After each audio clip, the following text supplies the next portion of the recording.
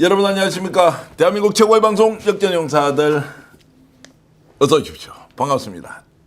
대한민국과 해외에서 이 방송 봐주신 여러분들과 함께 오늘 1시간 동안 열심히 달려서 처음 듣는 소식 그리고 알고 있는 소식의 뒷면 얘기를 제대로 해드리겠습니다.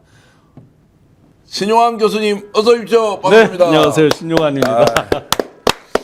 제가 이게 며칠 만에 방송을 해서 이게 더듬더듬하고 있는 것 같은데 우리 김기현 변호사님도 오셨습니다. 고맙습니다. 어서 오십시오. 안녕하십니까. 오랜만에 인사드립니다. 예, 지금 오랜만에 이제 두 분 뵙고 저도 아주 기쁜 마음으로 여러분들과 함께 방송할 텐데요. 강순영 선생님, 김영철님, 어서 오십시오. 로스차일드님도 오셨네요. 야, 짱님, 청천보님 대단하십니다. 어쨌든 방송할 때마다 이렇게 열심히 찾아주셔서 꼭 같은 식구처럼 느끼고 있습니다. 김영도님도, 자두님도, 스니프 엑서님도 어서 오십시오. 이렇게 말씀을 드리겠습니다. 자, 오늘 법사위 이야기 바로 해야 하는데요. 놀라셨습니까? 아니면 당연히 그럴 줄 알았습니까? 그래도 너무하다라고 판단하셨나요? 역시 드라마보다 훨씬 더 재밌는 리얼한 정말로 생생한 싸움의 모습 오늘 법사위에서 봤는데요. 정말로 추미애 법사위원장의 기세가 중후함이 무게가 확실히 느껴졌는데 자, 나경원 그리고 추미애 법사위원장 나경원 인사만 하라라고 하는 장면 먼저 보시면서 이 내용 시작해 보겠습니다. 제가 인사 말씀하면서 그냥 의사진행 발언 같이 해도 될까요? 인사 말씀만 부탁드리겠습니다. 의사 의사 진행 진행 발언은 그러면은- 위원장의 진행 순서에 따라 주시기 바랍니다. 자, 이제 저분 모셨고요. 오늘 이제 이 이야기가 조금 깊이 있게 가려면 영상을 하나 더 봐야 하는데 그 영상도 자, 나경원 의원과 박은정 의원 간에 뭐 들어보셨습니까? 네. 초선은 조용해. 초선은 조용해. 초선은 말할 자격이 없다는 이 논란을 스스로 알고 있었을 텐데 이렇게 불려일으켰던 나경원 의원의 발언과 그 박은정 의원의 대응 직접 한번 보시고 이제 이 내용 이어가겠습니다. 초선은 가만히 앉아있어. 오선 나경원 의원의 부적절한 발언에 대해서 사과를 요구합니다. 국회 초선 의원에 대해서 말하지 마라, 조용히 해라, 왜 말하느냐라는 태도로 저렇게 거만하고 오만하고 한 태도를 보이실 수 있습니까? 어떻게 보셨습니까?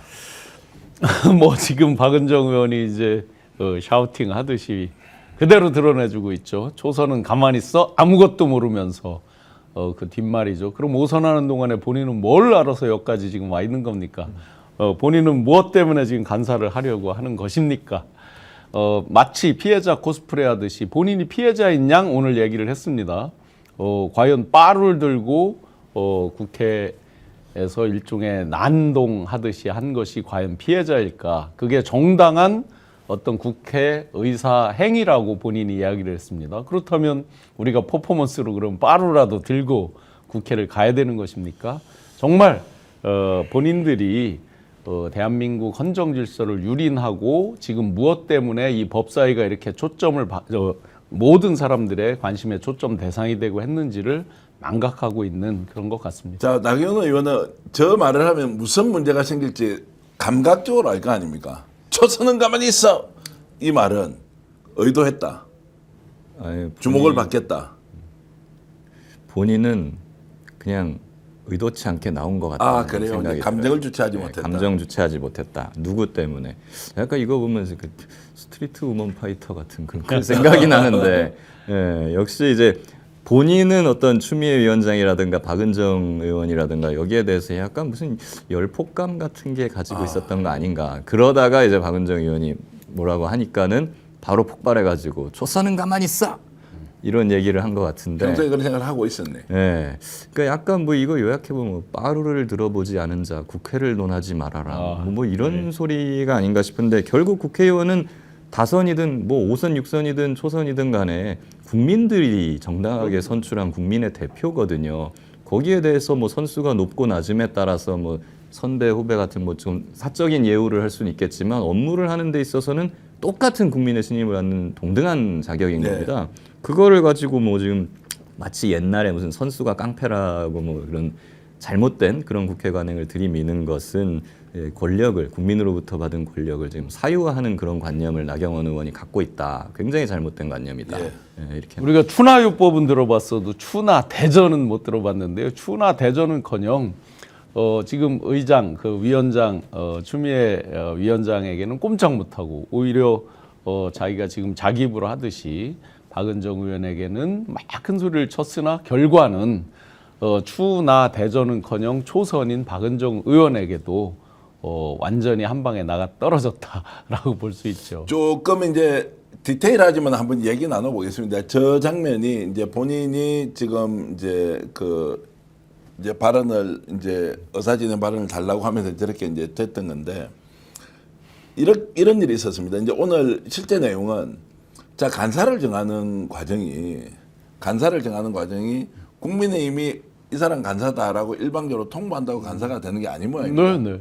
그것도 이제 여야 간이 협의를 해서 간사로 추천하는데 이게 되겠느냐 안 되느냐라고 하는데 아예 이제 국민의힘이 간사로 정해서 발표를 해버리고 이거 이제 지금 추인해달라 이렇게 하니까 이게 절차상 맞느냐 아니냐라는 걸로 이제 시비가 붙었고요. 두 번째는 이제 지금 저 상황에서 뭔가 좀 진척시켜서 해보려는 의사가 분명히 이제 민주당 쪽에 있었는데 딱 시작하자마자 아예 집단적으로 나서 저렇게 이제 샤우팅 하는 방식으로 하니까 도저히 이제 이런저런 거를 할 수가 없었다. 자, 그러면 나경원 의원이 저 자리에서 와서 오늘 뭔가를 보여주는 데는 성공을 했다, 실패를 했다. 만약 점수를 준다면 나경원 의원이 이제 오늘 첫 참전을 했잖아요. 네네. 이 부분은 이제 몇 점 정도? 뭐 보여주는 거야 성공을 했죠. 그런데 저렇게 보여주는 게 실점수와 이제 겉의 점수가 있잖아요. 네. 실점수는 저 감점을 당한 거고 겉으로 이제 자기 극소수의 지지층에게는 뭐 플러스가 됐는지 모르지만 그래봤자 6년을 끌었던 그 바로 사건의 재판은 코앞에 이제 1심 구형과 선고가 이제 가까이 와 있는 것이고 다 피해갈 수 없는 것이고 국회에서 간사 대비전은 추미애 위원장이 원고에 없는 즉석 발언을 아주 여유 있게 하면서 내뺀 사람이라고 했습니다. 네. 12.3 내란의 탄핵 등등에 있어서 내뺀 사람. 결국 내뺀 사람으로 끝난 거죠. 그러니까 실득점은 없습니다. 감점입니다. 간사는 맡기겠죠. 이제 뭐 저 절차를 거쳐서 간사로 인정하지 못한다 이러면 이제 국회 운영이 안 되는 것이니까. 뭐 사실은 뭐 정상적인 절차를 거치면 기다리면 간사 안 해주겠습니까? 예, 예. 설마. 근데 뭐 그걸 가지고서 이렇게까지 그냥 트집을 잡고 소동을 부리는 것은 국민을 보라고 하는 것이 아니고 예. 전한길 씨한테 지금 호소를 하는 그런 거라고 저는 봅니다. 예. 자, 저렇게 이제 한길 오빠 나 잘했어. 뭐 오빠는 아닐 테고 뭐 나이는 한길 뭐 동생. 전한길 동생 정도 이제 그러겠죠. 될 텐데 저렇게 해서 자, 나경원 의원 지금 이제 다시 보면 간사를 왜 맡았을까요? 뭐 지금 법사위가 어떻게 보면 여야 대체 최전선이지 예. 않습니까? 그런 상황에서 나경원은 뭐 당연히 뭐 카메라 잘 받고 예. 본인 돋보이고 싶은 그런 욕심이 항상 있는 사람이고 예. 보니까 거기에 있어서 뭐 추미애 위원장에 대항할 방안을 국민의힘이 찾는 와중에 나경원 의원이 손들었을 수도 있을 것 같아요. 예. 내가 하겠소. 저기 나가면은 나 카메라에 많이 잡히겠다. 나가가지고 윤호개인들한테 이쁨 받아야지. 혹시 내년에 심리. 서울시장 출마도 염두에 두고 있다. 그렇죠. 그거는 상수로 항상 하고 싶어하는 거니까. 네. 그러려면은 결국엔 경선을 통과해야 되는데 네. 지금 국힘 경선은 아시다시피 뭐 거의 극우파의 그 대잔치가 되어 있지 않습니까? 그러면 어떤 식으로든 거기에 그런 사람들의 마음을 얻기 위해서는 강력한 어떤 나름대로의 모습을 보여줘야 되는 거고 그런 계산으로 여기 들어왔을 거라고 저는 정치인이니까 서울시장 선거 출마는 뭐 당연한 상수고요. 그보다 더 지금 발등에 불이 떨어졌죠. 빠루 이 부분은 뭐 6년이나 끌어왔고 또 1심 진행이니까 아직 2심, 3심 뭐 쭉 이제 여러 가지 있으니까 그 부분에 대한 거는 어떻게 보면 약간 뒷전일 수 있습니다. 비화폰 서버가 이제 포렌식이 됐잖아요. 그러면서 지금 국힘이 거의 멘붕이 왔죠. 압수수색에다가 출국 금지에다가 심지어 이제 조지현 의원까지 김용현 씨 통화까지 나오면서 쭉 되다 보니까 자 과연 그러면 비화폰으로 누구누구 통화를 했을까? 그 연계 고리 이런 것들이 저 40몇 초 통화한 거 나왔잖아요.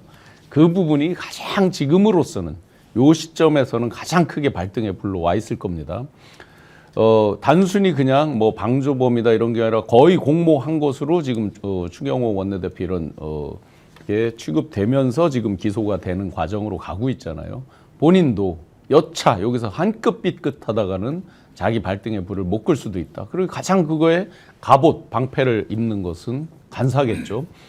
여당 같으면은 지금 위원장이 있기 때문에 간사는 이제 거의 실무 조율이지만 지금 국힘에서는 간사가 가장 책임자잖아요. 위원장이 자기 몫이 아니니까. 그렇기 때문에 가장 강력한 갑옷을 입고 방어하고자 하는 본능이겠죠. 직감적으로 어떻습니까? 나경원 의원이 이제 정책 증명이 다 하고 있다. 아니면 여기서도 뭐 역시 이제 현상 유지하고 갈 것이다. 이런 부분은 어떻게 되죠? 그런 동물적 감각은 또 있는 사람이에요. 그러니까 예. 기본 현상 유지에다 그런데 이제 아까 변호사님 말씀대로 한길 동생 나 잘했어 이런 느낌에 이제 같이 오는 게 나경원 의원의 최측근이 김민수 최고예요. 예. 그동안 뭐 지금 관계는 모르겠어요. 실제로 김민수 최고. 기존에 대변인 이런 것들을 그 캠프에서 할 때 보면 나경원 의원 쪽 캠프에서 많이 일을 했죠.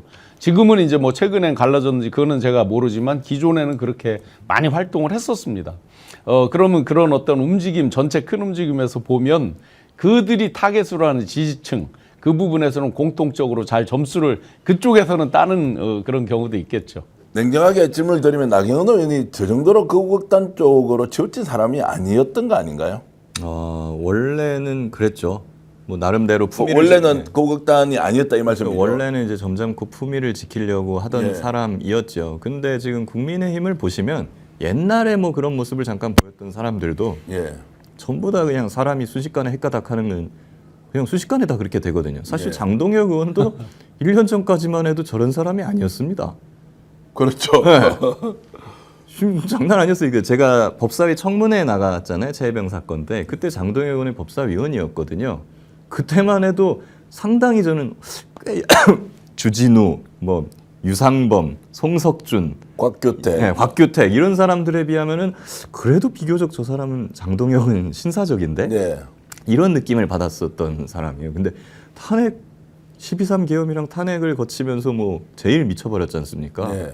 네, 그러니까 저 당의 사람들은 뭐 그냥 순식간에 꼭지가 돌아버리는 거는 잘 간다. 아니면 만약에 정말 아니면 연기와 변신의 네. 명수들이다. 예. 자기네 지지층이 완전히 극우에 잠식되어가는 극우에 먹힌 거를 캐치하자마자 그냥 자기도 그렇게 연기를 해버리는 거죠. 비슷한 케이스로 김민수 최고에 대해서도 개인적으로 봤을 때 굉장히 인사도 잘하고 성격 좋고 이렇게 얘기하는 사람 많을 겁니다. 뭐 기업도 해본 젊은 이제 창업가로서 그것도 해본 사람이고 그래서 인정하던 사람들이 많이 있다고 얘기를 많이 들으실 거예요 보면. 그런데 이제 그야말로 그 전환길 묻었다 뭐 묻었다 급변하는 거죠 지지층 앞에서. 정치라는 게 그렇게 이제 사람을 바뀌게 만든다. 근데 이제 나경원 같은 경우는 거의 마지막 승부라고 본인이 생각할 건데 네. 경쟁자 대비해서 소위 수합 분석을 딱 해서 매트릭스를 그려보면 본인이 어느 지점 어느 지지층에게 소구하는 게 마지막 그 승부를 제대로 할 수 있다가 딱 나온 거죠.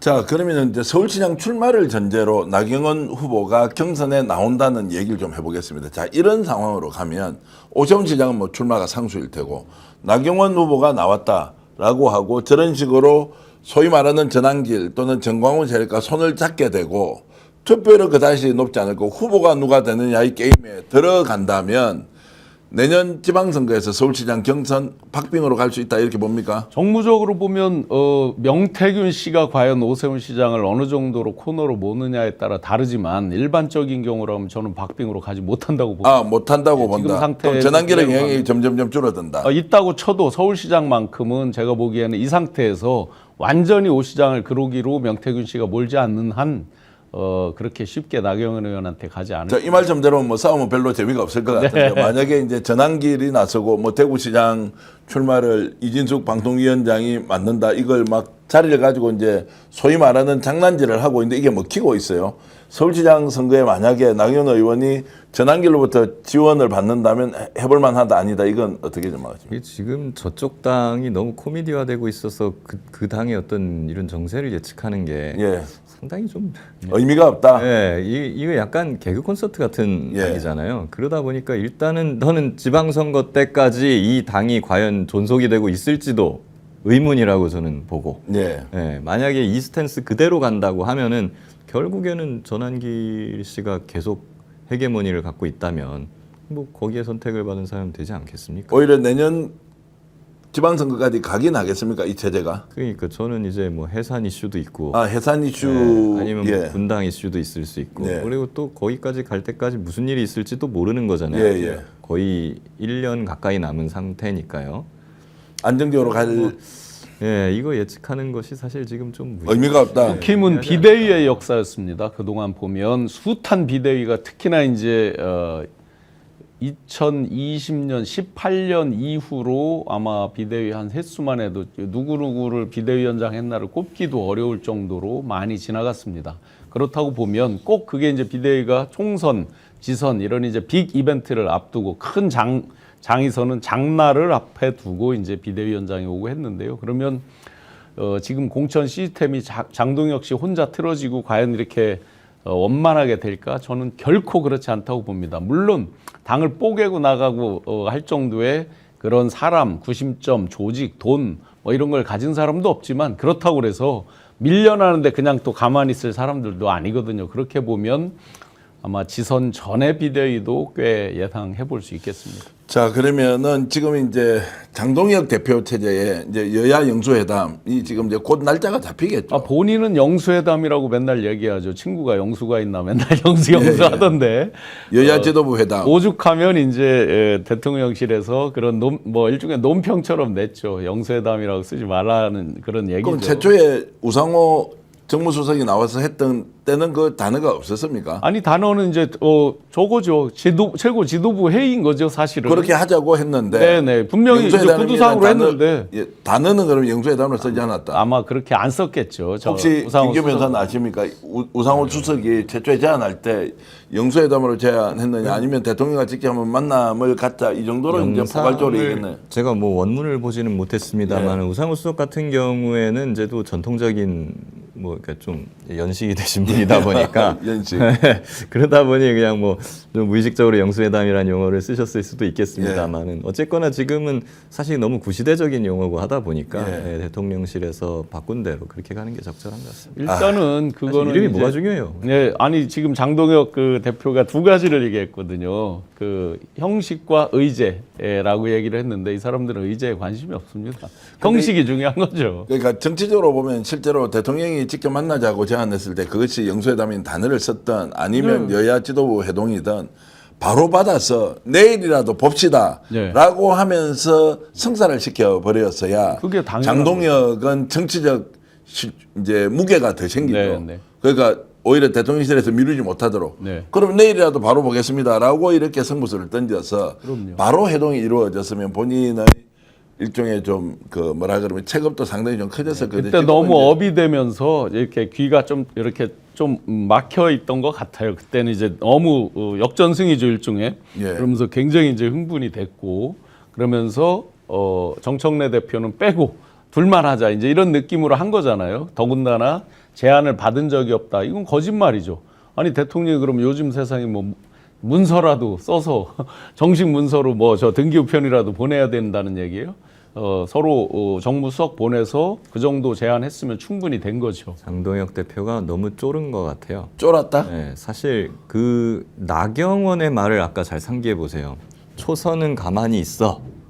초선은 말하지 마라고 하잖아요. 그 초선, 그 정치 경력이 짧은 사람들을 무시하는 그 문화가 국민의힘에는 있는 거예요. 네, 예. 네, 장동혁 대표가 지금 재선인데 잘 보면은 장동혁 대표 같은 경우에는 지금 의원이 된 지가 한 3년 차 정도밖에 예, 예. 되지 않아요. 맞습니다. 예. 재선이긴 하지만 보궐선거로 들어왔기 때문에 1.5선이라 그러죠. 예. 그러니까 국회의원 한 지 지금 이제 4년도 안 됐죠. 3년 정도밖에 되지 않은 사람이라 사실상 초선급이란 말이에요. 예. 그 장동혁 대표가 만약에 그때 법사위에 오늘 있었으면은 초선은 가만히 있어 할 때 본인도 쫄았을 거란 말이에요.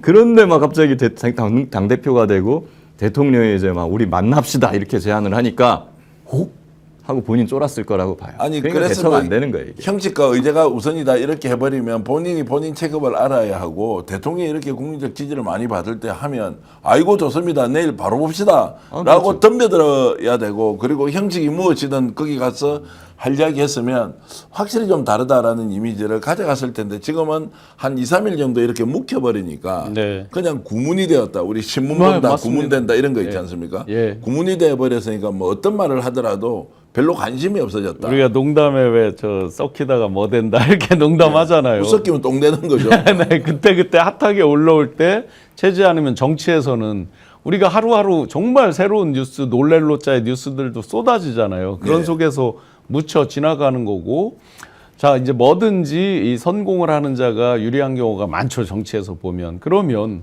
대통령실 지금 청와대와 수석, 정무수석 등등은 이미 아젠다를 선점한 거예요. 이미 던졌어요. 본인들은 못 받았다, 그런 제안 못 받았다 하는 거는 자기들 얘기고 국민들 인식이 중요한 거니까 일종의 정치 소비자들 입장에서 보면 아 이렇게 했는데 쪼잔하게 이걸 안 받았구나 딱 하면 이미 그건 지나간 이슈예요. 네. 그러니까 진 거죠, 완벽히. 자, 추나 전쟁, 경쟁 뭐 상대가 되지 않지만 어쨌든 추미애 법사위원장 이야기도 잠깐 하고 넘어가겠습니다. 이번에 좀 여러 가지 이제 그 중수청을 어디에 이제 두냐, 법무부냐 아니냐, 뭐 그리고 행안부로 가느냐, 뭐 이런 것도 이제 일단락됐으니까 이 논쟁은 오늘 더 이상 하지 않기로 하고, 추미애 법사위원장은 지금 이제 전반적으로 진행하는 거 이런 것들이 상당히 좀 안정적이다 이런 생각 듭니까? 네, 뭐 제가 가장 인상 깊게 봤던 게 내뺀 사람으로 딱 그 즉석에서 네. 여유 있게 얘기를 하잖아요. 그거를 뭐 이름도 얘기를 하지 않습니다. 나경원 의원이라고 이름도 지칭하지 않으면서 충분히 품위 있게 충분히 창피를 줄 수 있는 정도의 내용으로 강조를 하는 걸 보고 아 역시 노련하구나.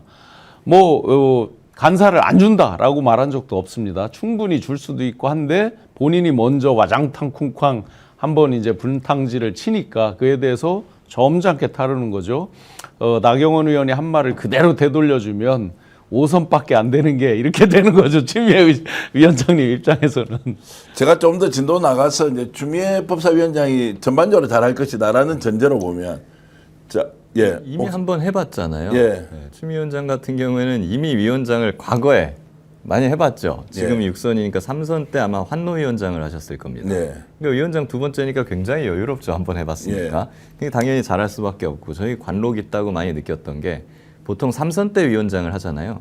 근데 위원장이 되면은 보통 의원회관에 자기 사무실이 있어요. 의원실이. 근데 이제 위원장이 되면 본청에 국회의사당 본청에 거기 사무실이 있으니까 다 글로 옮겨가거든요. 거기 가가지고 약간 나 이제 위원장이니까 본청에 내가 사무실이 있어 하면서 약간 그 권위를 세우는 그런 모습이 있는데 이번에 추미애 법사위원장 같은 경우에 제가 들어보니까 뭐 본청으로 이사 가야 돼? 귀찮은데. 거의 약간 이런 느낌이셔가지고 이거는 진짜 뭐 해본 사람으로서의 너무 관록을 보여주고 있다. 그렇기 때문에 처음부터 뭐 첫날부터 너무 이제 딱 그 카리스마 있게 휘어잡으시는 그런 걸 모습을 많이 보여주고 계셨기 때문에 뭐 앞으로도 뭐 크게 문제가 없다. 추미애 법사위원장이 이제 안정적으로 저렇게 유지 운영하면 정책 미래도 굉장히 밝아 보입니까? 그렇죠. 그리고 사실은 뭐 지금 말을 되나 모르겠는데 하여튼 정치적 미래는 굉장히 밝을 수밖에 아니 왜냐하면 이제 없으니까. 그 이야기를 좀 하고 가야 되는 것이 이재명 대통령이 국정 운영하는데 아무 이야기도 하지 말라는 것도 일리가 있지만 결국 이제 좋은 대선 주자 또는 네. 차세대 정치 지도자 또는 리더를 키우는 과정이 국회고 의정 활동이고 또 대외적 활동이라고 보면 실제로 이제 추미애 법사위원장은 그러면은 어떤 이제 생각을 하고 있을 것이냐. 그럼 두 가지였습니다. 첫 번째는 원식 국회의장이 있었기 때문에 그 다음에 국회의장을 하려면 손쉽게 할 수도 있었다. 네. 근데 지금 조정식 의원이 이제 뭐 생각을 하고 있는 것 같고 그리고 지금 이제 경기도지사 이야기 나오지 않습니까? 요즘엔 서울시장 이야기도 나와서 서울시장 출마하는 분들이 굉장히 긴장을 하고 있다. 네. 뭐 이런 이야기를 하던데 혹시 그래서 사실은 국회의장보다도 추미애 위원장 같은 경우에는 이제 선출직 단체장이 지금 더 어울리지 않나. 예. 이제 캐릭터나 스타일상. 그래 보고 지금 지역구가 이제 하남이니까 예. 경기도지사를 나가면은 아주 딱 좋은 거죠. 어떻게 될 것 같습니다. 나가면 경쟁자가 지금 저는 김동연 사실- 지사가 있고 또 다른 분도 뭐 출마 예. 하마평 오르는 분들이 있던데. 하마평은 지금 굉장히 막 10명 이상 되는 것 같은데요. 저는 추미애 도지사 나가면 거의 뭐 압도적으로 될 것 같아요. 민주당 예. 후보로 되고 또 추미애- 본선에서도 그렇죠. 추미애 위원장이 지금 뭐 하남이니 경기도지사를 나가시면 압도적인 경쟁력이 저는 있다고 보고요. 그게 예. 실제로 뭐 통계적으로도 어느 정도 지금 확인이 되고 있습니다. 네. 사실. 그리고 뭐 예전에는 또 지역구가 광진구, 서울 광진구였기 때문에 예. 서울시장도 갈 수 있고 뭐 거의 이제 지금 골라 잡으시는 수준이 아닌가 이대로 가면. 그 서울시장은 좀 이제 조금 말조심을 해야 될 게 뭐 엄청 많은 분들이 지금 막 그렇죠. 하고 있어서 아니죠. 갑자기 추미애 법사위원장 이렇게 하니까 무슨 말이 안 되는 이야기를 하냐고 하면 경기도에 가야지 하남이 지역군데 뭐 이렇게 얘기하는 분도 있더라고요. 네, 정치 공학적인 거는 일단 뭐 정치가 이제 살아있는 생물로 계속 바뀌고 선거도 마찬가지니까 섣불리 예단할 수 없지만 그 첫 번째 출발에서 가장 중요한 것 그리고 특히나 이제 지금 우리 대한민국 국민들 그 중에서 민주 진보 진영에 있는 그 국민들 입장에서 가장 중요시하는 시대 정신이 무엇이냐라고 본다 그러면 지금 현재만 놓고 보면 이제 12.3 비상계엄 내란 비포 12.3 애프터 12.3인 것 같습니다. 그렇게 본다 그러면 그때 이후로 과연 누가 어떤 모습으로 어떻게 대처를 했느냐 이런 모습에서의 시대 정신을 가장 한복판의 경기지사로서 스포트라이트 받고 갈 수 있는 그런 분은 추미애 위원장님이 거의 맞을 거라고 봅니다. 여론조사 이런 건 제가 못 봤지만 그런 면에서는 현직 지사님이 상당히 긴장을 하셔야 되겠죠. 지역구 자체가 이제 경기도에 있으시고. 자, 그래서 이제 추미애 지금 이제 법사위원장이 최근 들어서 정치적 입지를 확실히 구축하면서 특정 지역의 단체장 후보로 거론되는데 저분이 실제로 후보로 결정된 가능성이 매우 높다라는 느낌을 주는 사람은 유일한 것 같아요. 지금 다른 어떤 분도 뭐 이렇게 저렇게 어떤 지역에 나가서 한다라고 하는 것이 탁 와닿지는 않는데. 예, 지금 다른 분들 좋은 분들도 지금 경기도지사 하마평 나오는 분들 중에 많이 있습니다만 네. 그 중에서 지금 압도적인 중량감을 보여주고 계시는 게 추미애 법사위원장이기 네. 때문에 지금 경쟁자가 그렇게 많지 않다 그런 상황이죠. 그러니까 한때는 경기도에서. 지금 뭐 노무현 대통령 뭐 탄핵 과정에서 실언을 했다, 열린우리당 쪽이 아니었다, 뭐 수없이 많은 곡절을 겪었는데 제가 이제 이 질문을 드리고 싶어서 네. 이 주제를 다루고 있는데 어떻게 해서 추미애 장관이 지금 이런 정치적 입지를 구축할 수 있었느냐? 또 이게 갑자기 온 것은 아니지만 어쨌든 이렇게 대중적으로 지지나 이렇게 격려를 받는 정치인도 잘 되기가 어려운데 이게 뭐냐라는 생각이 들어서 한번 분석해 주시죠. 좀 전에 말씀 주셨지만 이제 거슬러 올라가면 노무현 대통령 때 그 부분이 있고 또 윤석열이 이제 대통령까지 올라오는 과정에서 여러 논란도 있었습니다만 네. 아까 제가 말씀드린 대로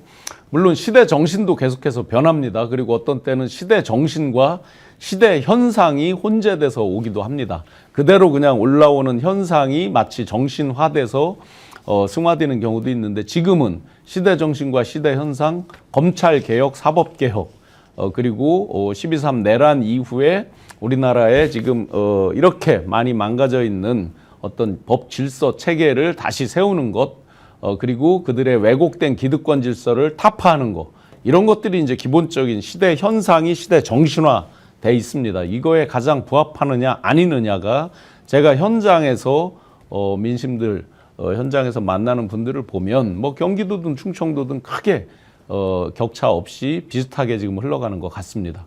어떻습니까? 추미애 의원이 갖고 있는 경쟁력을 다른 정치인이나 또는 정치 지망생들이 바라보고 좀 이렇게 배워야 할 만한 점은 어떤 게 있습니까? 그거를 보여주기 쉽지 않은 게 그러니까 그걸 따라가기가 쉽지 않은 것이 추미애 장관이 이제 법무부 장관 시절에 보여준 모습 거기에 대해서 지금 당원들이 다 평가를 하고 있는 거거든요. 그 당시에 이제 단호하게 장관으로 부임을 해가지고 윤석열과 싸우고 이제 대치를 하고 윤석열을 징계를 시키고 하는 추진력을 보여주면서 당원들이 그거를 좋게 봤던 것이고 심지어는 거기에 있어서 법무부 장관으로 갈 때 총선 직전이었어요. 그 총선 직전에 그걸 포기하고 가신 거거든요. 네. 거기엔 당에 대한 헌신 그리고 윤석열을 단호하게 징계를 하는데 결국 모두가 알던 대로 결과적으로 봤을 때 아무도 그 추미애 당시 장관이 홀로 나서가지고 이렇게 싸우는데 당이라든가 아니면 그때 그 당시의 대통령실이라든가 이런 데서 사실 제대로 도와주지 않고 뒷짐지고 쳐다보기만 했습니다. 그래가지고 결국에는 뭐 동반퇴장이나 뭐 이런 형태로 지금 안타깝게 그때 물러나셨잖아요. 그걸 바라보는 당원들이 결국에는 추미애의 진정성, 저 사람 진정성이 있는 사람이고 물러서지 않고 단호한 사람이다. 당원들의 뜻을 받든다라고 평가를 하면서 일종의 추다르크라고 하는 어떤 그 캐릭터가 형성이 된 것입니다.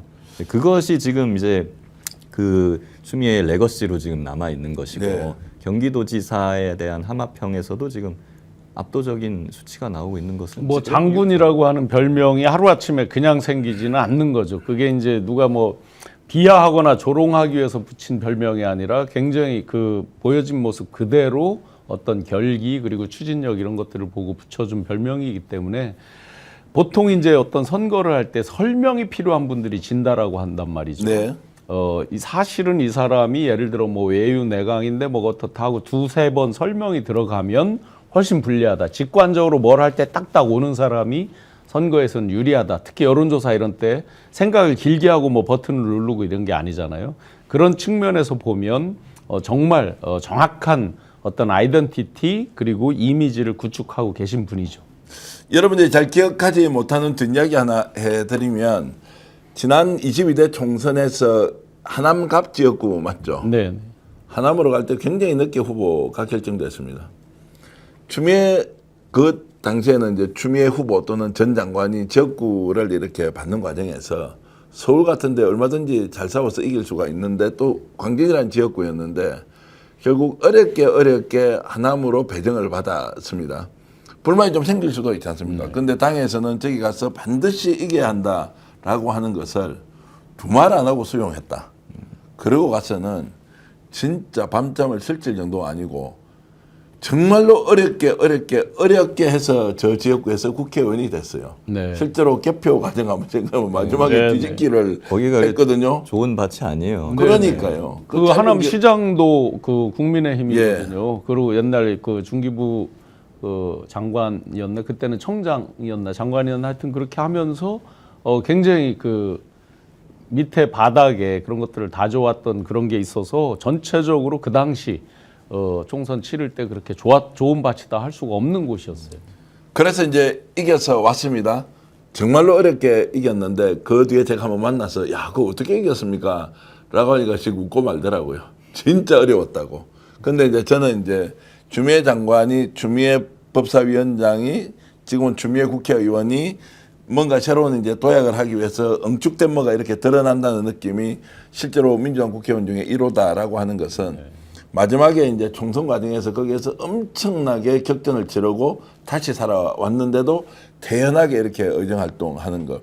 그리고 국회의장 될 때 또 한 방 먹잖아요.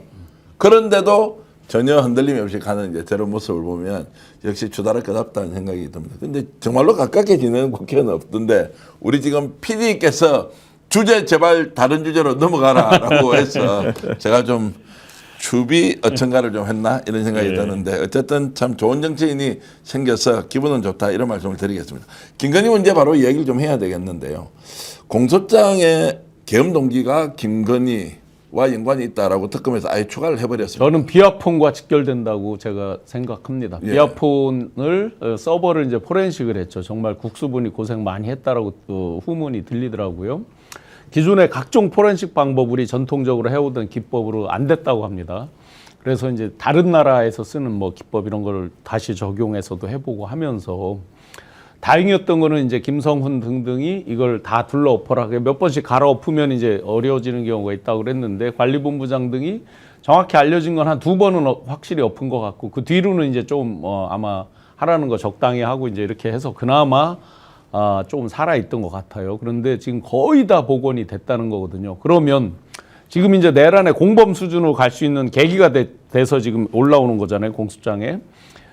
전화를 누구랑 했을까? 우리가 알려져 있는 이제 국정원장 한 거 분명히 나오죠. 그러면 그것만 우리가 알고 있는 그것만 했을까? 그러면 다른 날 내란의 밤에는 누구랑 했을까? 그 다음에 대표적으로 노상원과 통화한 건 없을까? 이런 것들이 이제 아주 흥미진진하게 지금부터 봐야 되죠. 근데 제가 알기로는 요 포렌식이 뉴스에 나온 거는 지금 비아폰 포렌식 서버를 지금 받는 것처럼 나오지만 조금 더 됐을 거예요, 그게. 그래서 상당히 많이 분석을 하고 있다.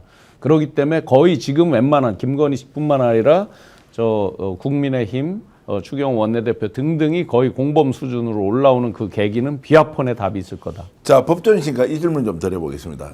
포렌식을 했다는 것은 통화 기록이 나왔다는 것입니까? 아니면 거기에 문자까지도 다 확인할 수 있는 겁니까? 아니면 통화 내용은 뭐 확인할 수가 없는 것이다. 일반적으로 통화 내용은 확인을 할 수가 없고요. 알 수 없다. 예. 몇 월 며칠 몇 시 몇 분 몇 초에 누구랑 누가 통화를 했다.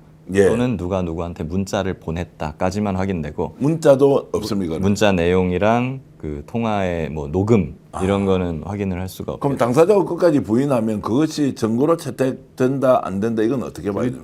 그 당사자가 끝까지 내용을 안 말해주면 결과적으로는 알 방법은 없는 것이죠. 네. 근데 다만 그 통화의 시점을 분석을 해봤을 때 아주 중요한 어떤 이벤트가 있을 때 어떤 통화가 이루어졌다라고 하면은 이것은 그것과 그 이벤트와 관련된 통화 내용이 있었을 것이다라고 추단할 수 있는 중요한 증거가 되는 거고 그것이 이제 뭐 구속영장이라든가 압수영장 뭐 이런 거를 발부하고 뭐 하고 하는 거에는 아주 큰 그 요인이 되지요. 자, 구속영장을 발부하는 것까지는 예를 들어서 이제 지금 압수수색 영장은 되겠는데 이제 이게 구속이 돼 있는 상태에서 실제 이제 재판에 갔습니다.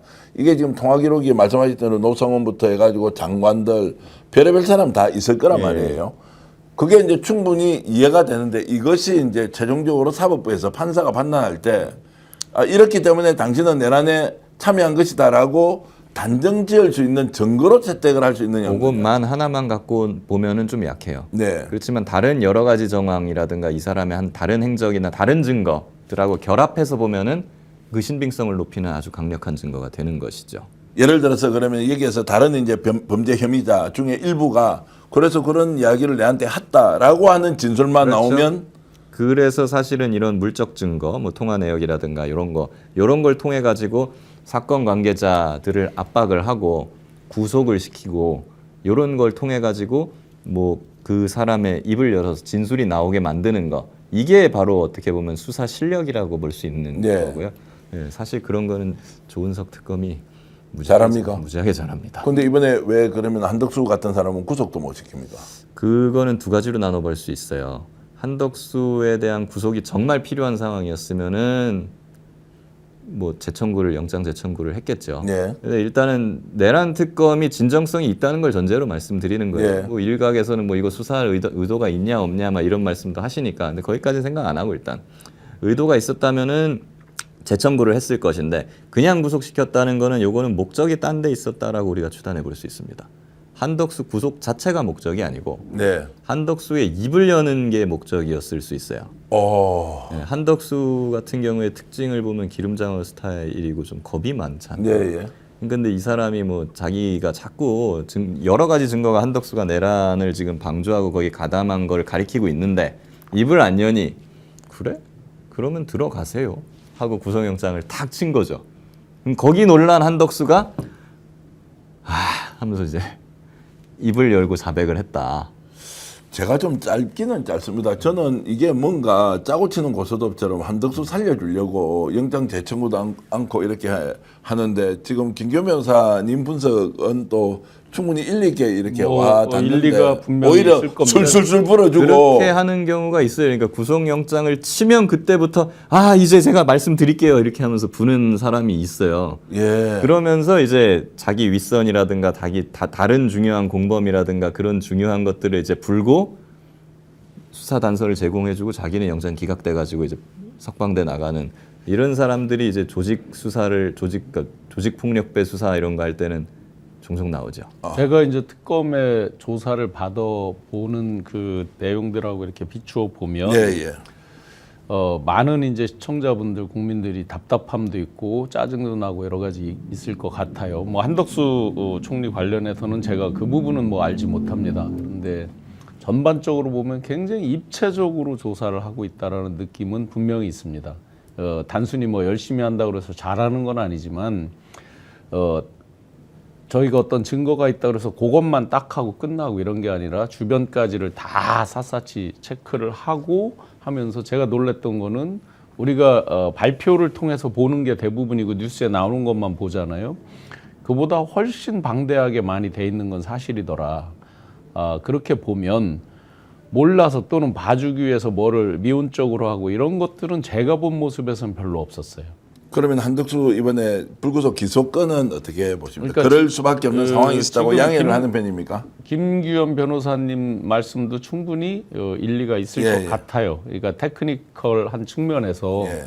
그리고 아마 뭐 우리가 이제 흔히 그 대형 로펌에 대한 우려 이런 것들도 많이 하는데 지금 현재 특검이 그런 정도의 눈치를 가지고 역사 앞에 죄인이 된다 이런 느낌은 저는 받지를 못했어요. 그리고 한번 조사받고 땡 하고 끝나는 게 아니라 지속적으로 여러 가지 이제 질문이 있고 한단 말이죠. 보면 굉장한 그 입체적으로 꼼꼼하게 챙겨가면서 하기 때문에 만약에 한덕수 씨를 봐주려고 뭐 이번에 이렇게 하고 대강 넣었다 저는 그렇게 생각지는 않아요. 근데 저는 뭐 의심을 하고 있는 편이니까 각자 이제 의견은 다를 수 있습니다. 예를 들어서 이제 김건희 지금 비하폰 발견 그리고 내란 혐의 추가라고 하는 것도 김 변호사님께 여쭤봤듯이 야 이게 가서는 나중에 증거로 인정 안 될 가능성이 있는데 지금은 보여줄 때는 자 이런 흔적이 있다라고 하면 충분히 특검 쪽에서 할 일 다 했다. 최종적으로 법원에서 이걸 범죄로 인식을 못했다, 안 해줬다라고 하면 이제 도망갈 구멍이 생기는 것 아니냐라는 생각 때문에 지난번에 한덕수한테도 영장 청구할 때는 정말로 뭐 500%까지 영장이 발부된다라고 논평한 사람도 있었단 말이죠. 저는 그건 아니라고 봤는데, 예, 저는 한덕수 영장 같은 경우는 반반이라고 봤어요. 아 반반으로 보셨다. 예. 예, 근데 이제 권성동 같은 경우에 이건 100% 나올 겁니다. 예, 예. 뭐 그건 보고. 근데 사실 지금 김건희를 계엄 동기에 추가하는 공소장 변경을 한다 했을 때 비화폰 얘기도 나오고 사실은 이제 명태균 게이트라든가 뭐 공천계의 김건희 이런 거에 관한 증거가 추가적으로 있어서 윤석열에 대한 공소장을 바꾸겠다는 얘기예요. 이거는 네. 김건희에 대해서 뭘 하겠다는 것이 아니고. 근데 윤석열의 혐의는 내란 우두머리지 않습니까? 네. 내란 우두머리, 내란죄는 기본적으로 국헌 문란을 목적으로 해야지 성립되는 범죄인데 그럼 국헌 문란의 목적이 인정돼야 돼요. 얘가 무슨 생각으로 계엄을 했느냐. 예. 이걸 봐야 되는데 무슨 생각으로 계엄을 했는지는 머릿속을 들여다보지 않는 이상은 사실 알 수가 없어서 간접적인 어떤 다른 정황으로밖에 입증을 할 수가 없단 말이죠. 그런데 기존에는 뭐 민주당의 무슨 뭐 검사 탄핵이라든가 뭐 예산이라든가 뭐 요런 것들이 이제 주된 계엄의 동기로만 적시가 되어 있었는데 거기에다가 이제 김건희에 대한 어떤 수사, 뭐 구명 로비가 됐든 아니면 명태균 게이트가 됐든 요런 걸로 이제 또 코너에 몰렸으니까 요걸 타개하기 위해서 윤석열이 계엄을 한 거 아니냐라는 부분을 추가적으로 집어넣겠다는 거거든요. 그러니까 기존의 그 계엄 사유에 더해서 김건희와 관련된 계엄 사유가 또 추가되면은 국헌 문란 목적이 인정되기가 훨씬 쉬운 것이죠. 네, 예, 그러니까는 아마 이런 부분 같은 경우에는 바람직한 거고 이렇게 가면은 윤석열에 대해서는 저는 원래 윤석열은 100% 유죄라고 생각을 했는데 이렇게 가면은 뭐 거의 이제 200% 300% 되는 것이죠. 그러면 여기에서 이제 조사된 내용이 예를 들면 어떤 겁니까? 그럼 김건희 때문에 본인이 이제 비상계엄을 선포했다라고 하는 것은 그렇죠. 이제 명태균 걸 묻기 위해서. 예.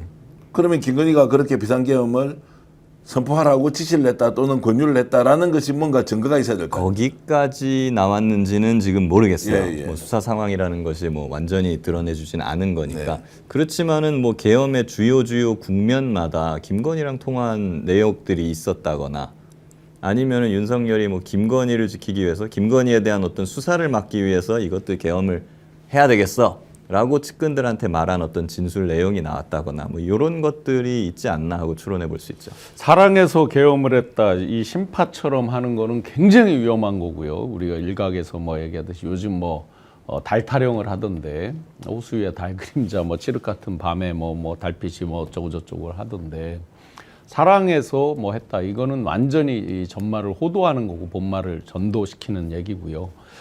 거슬러서 한번 시계열로 한번 볼게요. 2023년 9월 21일 당시 이재명 대표에 대한 국회 표결이 가결이 됐습니다. 9월 26일 법원에서 뒤집어졌습니다. 그때 이미 굉장한 윤석열, 김건희 우리 마음대로 하려고 하는 걸 사사건건 가로막는 그 적군 설정 자체가 적이에요. 네. 그러니까 매번 뭐 하면 쓸어버려가 나오는 거고 물리쳐야 될, 척결해야 될 대상. 그러니까 입에 자꾸 이제 뭐 공산 전체주의가 어떻다, 뭐 민주주의 헌정 질서를 파괴하는 집단이 어떻다 이런 걸 계속 이제 진화하면서 입에 붙어서 나오잖아요. 그러면서 2023년 10월에 지금 오늘 이제 7명의 그 대장을 바꿨지만 그때 10월에 6명의 대장을 바꿉니다. 11월 달에 중장, 주요 보직을 다 바꿉니다. 그때 등장한 군인들을 보시면 그게 지금의 수방사령관, 특전사령관, 방첩사령관 이런 사람들이 이제 등장을 하게 됩니다. 즉 내란의 준비에 직접적인 동기 출발이 됐다라고 볼 수 있는 건 이재명 대표 법원에서 그 기각이 된 부분이 시작 준비 단계였을 거예요. 거슬러 가 보면. 그러면서 자기들이 해먹는 거에 대해서 다 가리지를 못하는 부분. 명태균 게이트가 표면에 올라온 건 2024년도 9월 달입니다. 네. 9월에 올라왔고 10월에 이제 저도 기자회견을 해서 이제 발표를 하고 시작이 되면서 직접적인 트리거를 땡긴 거는 명태균 게이트가 맞지만 그 전 단계에서부터 자기들이 해먹으려고 하는 국헌을 문란시키고 사리사욕을 채우려고 하는 것들에 사사건건 발목을 잡는다 느낀 건 2023년도 9월 달에 이미 결심했다. 쭉 시간별로 풀어보면 거의 이들은 국헌 문란 그리고 그거의 한복판에는 자기들이 말하는 패밀리 비즈니스 그거에 걸림돌이 되는 가장 정점에 있었던 이재명이라는 사람을 제거하고자 하는 것. 그게 직접적인 원인이라고 저는 분석합니다. 자, 속보 들어왔는데 이거 말씀 좀 나눠야 되겠습니다. 김건희가 지금 실신을 했다. 전실신 정상이라고 하는데 저도 지금 바로 확인해 보니까 저혈압 증상이 심하면 바로 실신을 해버린다. 지금 남부구치소에 있는데 외래 진료를 지금 요청 중이다라고 지금 뉴델리가 속보로 지금 전해 왔는데 저혈압 때문에 전실신 증상이 나타났다. 이것은 조금 전에 제가 검색해 보니까 순간적으로 실신을 해버렸다. 이제 실신이라는 것은 기절인지 아닌지 좀 따져봐야 하는데 저런 상황이 있다라고 지금 하고 있습니다. 그래서 혈액 검사를 김건희를 상대로 지금 진행 중에 있다. 남부구치소가 직접 의료진을 보내서 지금 상황을 체크하고 있는데 최저 혈압이 무려 35까지 떨어졌고 최고 혈압도 70밖에 안 된다라고 하는데 이제 평소에 의학 상식도 있으니까 최고가 70, 최저가 35가 순간적으로 이렇게 혈압이 저혈압으로 떨어질 수가 있습니까? 떨어지는 경우가 있겠죠. 예. 있을 텐데 이제 이건 아플 결심이죠. 이런 경우가 있으면 보통은 이 일을 어째 하면서 측은지심이 들고 아이쿠 빨리 뭐를 해야지 이렇게 사람이 측은지심이 들어야 되는데 당장 저 같은 사람이 딱 이걸 봐도 측은지심은커녕 아플 결심, 아플 예정 이런 것들을 하도 많이 그 준비되는 과정들을 봤기 때문에 이에 대해서 과연 그러면 전문적인 의료진이 일단 기초 사람이 이제 쓰러진다고 하니 자세히 체크는 당연히 해야죠. 그렇지만 왜 그런 현상에 이르렀는지 이런 부분이 공개된다 그러면 다시 한번 더 국민들이 공분을 살 수도 있겠죠. 느낌이 어떻습니까? 굉장히 충격적입니까? 아니면 뭐 저런 일이 일어날 수 있는 것이지 뭐라고 이렇게 이제 느낌이 듭니까? 어떻습니까? 일단 병원에서도 응급실로 보내지 않고 구치소에서 응급실로 보내지 않고 저기에서 자체적으로 지금 혈압 체크를 한다는 것은 그만큼 상황이 위중하거나 이런 건 아니다라고 볼 수 있는 거죠. 제 생각에도 그런 것 같습니다. 예. 일단은 뭐 제가 의사는 아니겠습니다만, 예. 근데 구치소나 교도소에서 제가 검사를 해봤잖아요. 예. 거기서 만약에 진짜 죽을 병이다, 진짜 죽을 상황, 그러니까 뭐 사람이 잘못될 예, 수 예. 있는 상황이다라고 하면은 귀신같이 구치소는 데리고 나가요. 아, 병원으로 데리고 나가요. 왜 그러냐 하면은 그 검사 병원에서 데리고 나가려면 형 집행정지라든가 뭐 구속 집행정지 이걸 해야 되는데 그 검사 도장을 받아야 되는 거거든요. 그게 당직 써다 보면 가끔씩 와요. 근데 왜 그렇게 귀신같이 데리고 나가느냐? 구치소 안에서 이 사람이 잘못되면은 교도관의 책임이에요.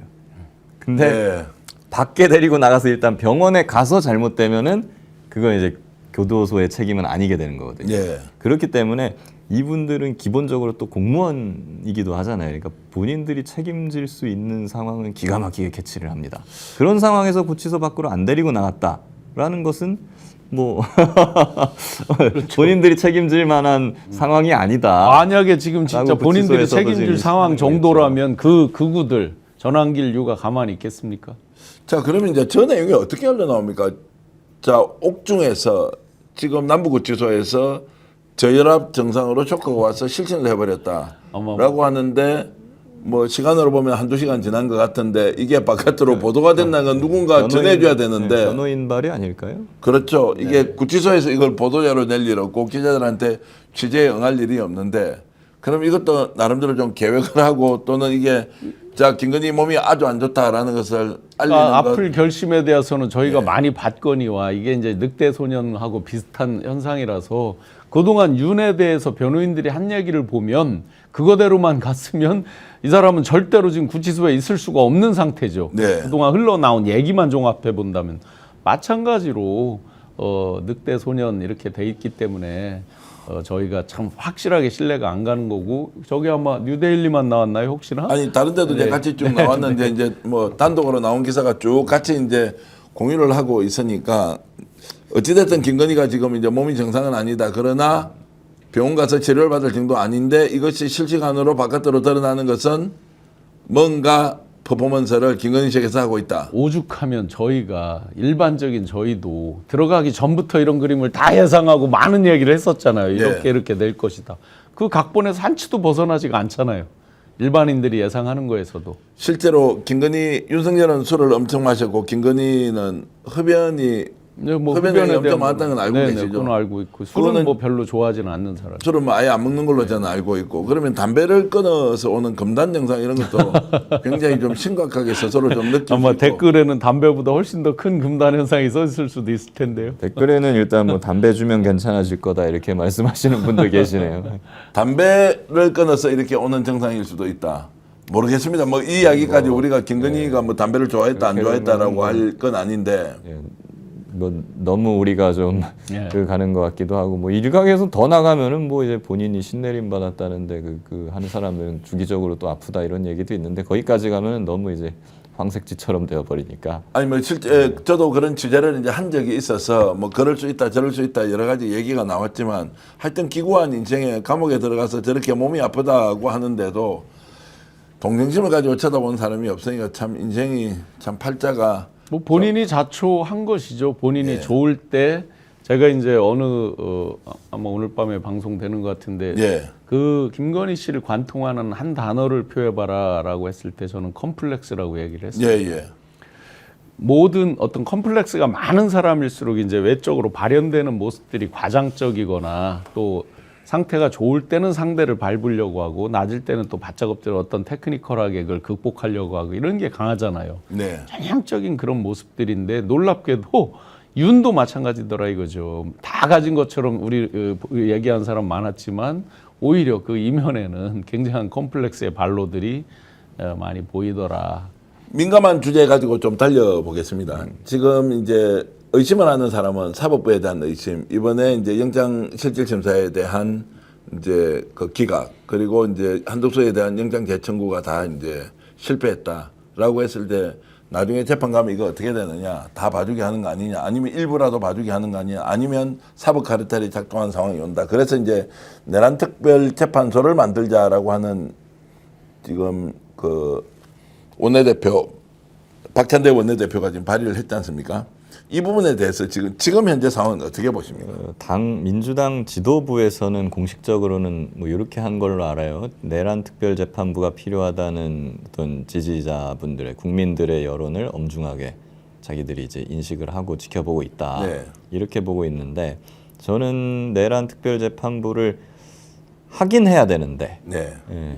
근데 그 타이밍이 문제다. 예. 이렇게 봅니다. 원래 내란 특별 재판부를 하려면 특검을 통과시킬 때 같이 했어야 돼요. 네. 셋불도 단김에 빼라고. 예. 근데 이 특검을 먼저 하고 특검 수사랑 지금 재판이 어느 정도 진행된 이 상황에서 그 소위 말한 내란 특별 재판부 특판 예. 특판 이걸 하려고 하니까는 이제 어느 정도 이제 좀 부담이 되는 측면이 있는 것이죠. 예. 그리고 이제 사법부가 뭐 지금 직위원부터 해가지고 뭐 지금 소위 수원 피플이라고 불리는 중앙의 영장 판사 분들 희한하게 영장 막 기각시키고 하는 걸 보면서 참 답답하기도 합니다만은 문제는 이 사람들이 지금 결탁해 있다라고 그냥 단정할 수 있는 확실한 빼박 증거도 지금 없는 상황이잖아요.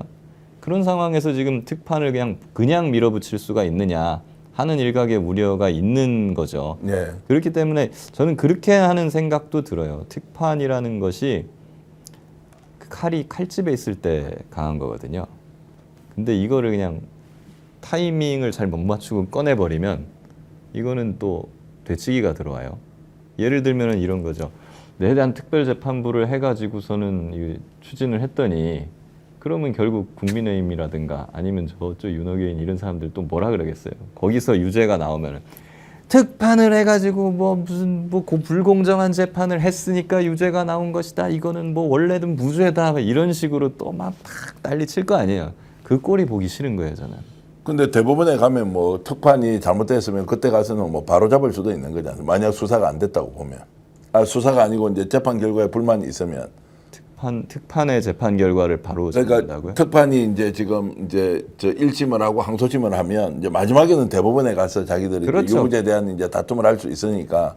그런 의미에서는 이제 특판이 지금 뭐 위헌이다 막 이런 얘기까지 나오는데 예. 저는 그거 만들기에 따라서 어차피 특판은 1심 정도만 할 가능성이 높고 항소심까지 가지 않고. 항소심까지 만들 수도 있겠죠. 예, 예. 그거는 이제 만들기 나름이에요. 예, 예. 어쨌든 최대 1, 2심이란 말이에요. 예, 예. 그리고 대법원이 최종 관장을 하는 것이고 기존 현직 판사들 중에서 아마 재판부 구성을 하게 될 겁니다. 예. 거기에 뭐 변호사 자격이 없거나 뭐 그냥 일반인을 데려다가 앉혀놓지는 않을 거 예, 예. 아닙니까? 그렇기 때문에 일각에서 이걸 위헌이라고 주장하는데 저는 그 위헌성에 대해서는 이제 없다라고 보는 거. 이거는 다만 저는 이제 시기는- 합헌이다라고 예. 보는 것이고 다만 정무적인 판단 시기 언제 할 것이냐 어떤 방식으로 할 것이냐 여기에 대해서는 결국에 지도부에서 판단을 하겠죠. 예를 들어서 직위원에 대해서 뭔가 조치를 하지도 않고 지금 조희대 대법원장이 저런 방식으로 재판을 하고 국민적 의혹을 받고 있는 사법부가 있다라고 하면 어쨌든 특판을 해야 한다는 것에는 동의를 하는데 시기만 그렇죠. 남아 있는 것이다. 정무적으로 이제 효과를 최대한 뽑아먹을 수 있을 때 해야 되는 거니까. 그래서 예를 들면 저는 그 타이밍을 언제로 보냐면 권성동이 만약에 기각이 된다. 기각이 됐다. 예. 그때는 특판 당연히 전 해야 된다고 제 1인 시위 할 거예요. 그러면. 그러면 하진다는 어떻습니까 지금 특판? 그러니까 지금 우선 개념상 특별재판소가 아니거든요. 예. 특별재판부입니다. 부죠. 예, 예. 네. 그러니까 있는 지금 판사들 가운데서 여기다가 배치를 하는 거예요. 그러면 특별재판소 자체도 위헌성 논의도 잘 사실은 와닿지 않아요. 그들은 그렇게 주장을 하지만 왜냐 지금 특허재판소도 있고 행정재판소도 있고 가정법원도 다 따로 있잖아요. 그것도 특별한 재판소입니다. 기본적으로 예를 들어 특허법원 같으면 1심을 심리 의결, 심결로 1심을 한 걸로 가름하고 2심으로 넘어가는 이런 거잖아요. 특별한 곳들이잖아요. 그런데 새로운 특별한 재판소를 둔다고 해서도 위헌성 논의 충분히 커버할 정도인데 지금은 그건 아니거든요. 특별재판부 있는 판사들 가운데서 뽑아와서 재판부를 만드는 거예요. 그럼 뒤집어서 한번 볼까요? 우리 검찰에 뭐가 있어요? 그동안 그 검찰에서 하도 그 맹위를 떨쳤던 특수부. 그럼 그 특수부도 위헌이에요. 그러면 특별수사부잖아요. 기본적으로. 그러니까 그 논란 자체는 물타기를 위한 오늘자 보시면 조중동의 일면 제목이 사법부마저도 민주당 뭐 자의적으로 뭘 한다 이런 게 이제 다 제목으로 뽑혀져 있는 거죠. 그건 여론을 그렇게 몰아가기 위해서 어거지로 하는 얘기일 뿐인 거고 그러면 이 특별재판부 특판은 누가 자초했느냐? 자기들이 자초했습니다. 모든 불신들을 자기들이 야기를 했죠. 지기현 씨에 대한 어떤 그런 거라도 명확하게 뭘 표방해 줬다면 얘기가 많이 달랐겠죠. 오늘 전현희 최고께서 한 발 물러서는 것처럼 이렇게 워딩을 했지만 그게 물러섰다 볼 수가 없는 거죠. 하도 자기들이 사법부의 뭐 삼권 분립에 위배되니 사법부의 독립을 침해하니 하니까 먼저 한번 당신들 자정의 노력을 해봐라. 했는데 돌아오는 건 뭐였습니까? 법원장 회의. 그 보수적으로 자기들 권익 지키고 기득권 지키기로 유명한 법원장 회의를 연다라고 돌아오죠. 왜 법관회의는 안 엽니까 지금? 이런 것들이 결국 자기들이 특판을 자초하고 있다라고 저는 봅니다. 그래서 지금 바로 추진하고 뭔가 결론을 내야 한다. 속도전도 불사한다 이렇게 결국 명분과 이제 실리잖아요. 예. 다. 근데 국민들이 원하고 있는 부분들, 국민들 여론 한번 들어보시면 이미 답이 나와 있다고 봅니다. 특판 가야 한다는 이제 지금 생각이시네요. 사법부는 자꾸 독립성을 침해하는 예. 얘기를 하지만 왜 그들이 이런 불신을 자초했는지는 얘기하지 않고 있죠. 자, 오늘은 우리 시청자 여러분들을 위해서 특판 문제, 특별 재판부 문제는 아마 공론의장에서 다뤄질 것 같아서 지금 조금 이런 감이 있다. 저는 그렇게 생각하지 않고 지금 사법 믿고 특검 수사 결과 기소만 하면 아예 문제없이 갈 수 있느냐 여기에 대해서 여러 가지 의견이 있다는 말씀을 드리고 말씀 나누다 보니까 금방 시간이 다 가버렸네요. 제가 자, 여러분들께 광고 말씀 좀 드리겠습니다. 한우회식 대구명소 경선 한우 있는데요. 대구 축전 내거리 용산자의 모래 있습니다. 예약단체 문의 573-8900이고요. 대구에 계신 분들은 1등급 원뿔 이상의 한우로 회식하려면 이만한 공간 없습니다. 단체석 마련돼 있으니까요. 규모가 굉장히 큽니다. 주말 가면 저도 내려가서 많이 먹고 있는데요. 여러분들 애용 부탁드리겠습니다. 한우회식 대구 명소 경성한우 대구를 방문하신 분도 가주시면 좋겠습니다. 능이 오리 백숙이라고 있는데 유황 먹은 능이 오리 백숙입니다. 와, 요즘 이제 일교차가 크고 늦더위도 한참인데요. 백숙 만들려면 재료 준비부터 손질까지 보통 일이 아닌데 그런 여러분들을 위해서 스픽스에서 특별한 보양식을 준비했습니다. 요즘 보양식이 하도 많이 나가서 오늘부터 판매하는데요. 유황 먹은 능이 오리 백숙인데 한마디로 9인분 3.8kg로 아마 3개를 드리는 거니까 38, 24 이러면은 11.4kg입니까? 55,900원에 9명이 드실 수 있는데요. 야, 이거를 지금 국내에서 55,900원에 판매하는 곳은 단 한 군데도 없다. 온라인에서 완전 인기 있던 상품인데요. 팩당 2만 원도 안 되는 가격으로 집에서 편하게 최고 보양식을 즐길 수 있는 제로의 기회입니다. 더 이상 비싼 돈 주고 외식하지 마시고 스픽스와 함께 이번 가을 건강하게 보내시길 바랍니다. 그리고 매년 완판됐던 민어회가 다시 돌아왔습니다. 여름철 보양 생선민어로 집에서 간편하게 몸보신 하는데요. 어디 있습니까? 야, 연일 매진 행렬 국내산 자연산 민어회 400g이 24,000원에 택배 포함은 또 대한민국에서 유일하다. 아마 이게 한 5,000세트 이상 나간 것 같더라고요. 하루에 한 400~500세트 계속 나가는 것 같은데 등살, 뱃살, 껍질, 불회와 그리고 겨자까지 함께 넣어드리기 때문에 딱 포장을 해체해서 드시면 될 수 있도록 2, 3인 한 끼 식사 충분히 가능하고요. 술 한잔 하실 때도 아주 좋다. 저도 먹어보고 감동 먹었습니다.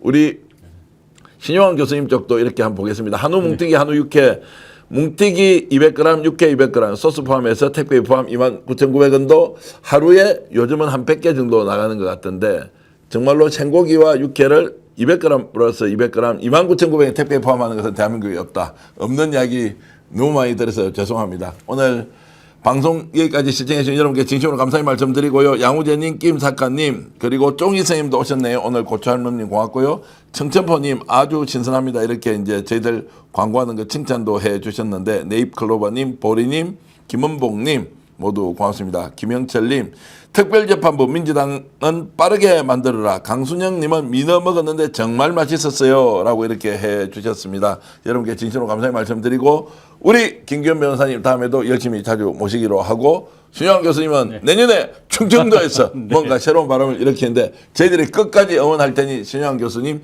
직관TV 그리고 우리 김기현 변호사님의 김규현의 김규현TV죠. 네, 정의규현 TV. 정의규현TV 거기도 요즘 이제 많이 늘었죠. 예, 국정기획이 들어가 있을 동안 좀 춤해서 예. 좀 해가지고 지금 했는데 다시 좀 이제 좀 열심히 해보려고. 하고 있으니까 구독, 좋아요, 정의규현TV와 그리고 직관TV 이렇게 여러분들께 권유해 드리겠습니다. 오늘 역전용사를 이렇게 시청해주셔서 감사드리고요. 제가 역전하면 다 같이 용사들 하면서 이재명 정부의 성공을 위해서 우리가 끝까지 함께 어깨 걸고 달려가겠습니다. 역전의 용사들!